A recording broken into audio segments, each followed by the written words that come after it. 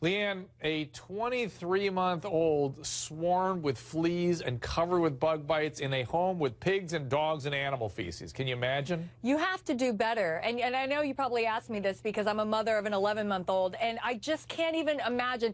I can't imagine living in that filth myself. Look, I'm not the tidiest person in the world, but I'm certainly not living in a house with feces and tepid water in the bathtub that's with bugs dead floating in it and cockroaches everywhere. I just can't even imagine that she could stand for that. Now, what I have a problem with is that they sent people to the house. Sure, okay, I get it. They're looking at a goat infraction, right? Okay, they have some probably animals that they're not checking on. But do those welfare officers, are they just like, not my job to maybe ask if they have children, to think maybe this is kind of a messy place to live? Maybe we can just check the inside of your house and see that you have a pig living inside. That's probably not right either when you see the floor is covered in feces. I mean, we have to do right by these kids. You're right. Are there any neighbors? I mean, anybody that sees them, if they go to Bible study, have they gone to church at all? Well, this was our question. Why didn't the school predict this, sort of report this earlier? But right. thank It just God seems like a lot of people. Leanne, it is because of the Bible study group that they were reported. So somebody did see something. Right, but I mean, were they not going to church weekly? Was it once a year they were being sent? It's hard to believe that they were doing much of anything that those parents could organize, given they couldn't even sweep the floor from the animal feces.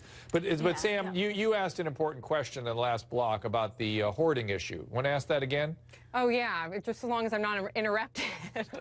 But no, I basically said is, it does seem like that there has to be some form of mental illness. And again, it's not an excuse. It just seems like that they are hoarding a bunch of animals. All right, I'm going to, in a second, Eric, you want to respond to that? Then Judy, I'm going to do is put up some of the issues associated with hoarding. Go ahead, Erica. Sure. I think it's a great idea, but I don't really see it as hoarding. The first thing that came to my mind is these people are severely addicted to some substance to be out of it, or they're mentally ill. Well, but Erica, meaning not necessarily hoarding. Hoarding can be a form of addiction, so absolutely. But Erica, the officer said there was no evidence of substance use, so we don't even want to, put that on the table. Okay, so we don't know that, but also there was also, I usually always agree with you, but there's no reports of any collecting any stuff. Just because something is extremely dirty, that's not the trademark of a lot of animals. It's just that it might be common within the area, to have animals. We have to find that out. Put it up on the screen here, if you would, some of the things associated with hoarding. Now, there's certainly, there can be a cluttered living space is one thing, and no one can deny that's what these guys were dealing with. And these around the periphery of this.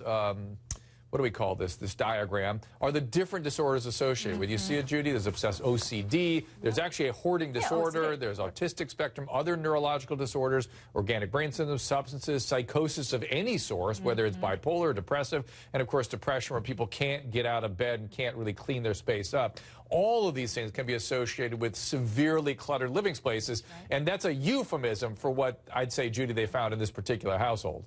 That's right. And on that slide that you just showed, Dr. Drew, neurocognitive disorder is on it. And that's the one I was thinking about for these two people. Because do we really know what their intellectual functioning is? And do we know what their executive functioning is, their ability to plan, sequence, carry out tasks?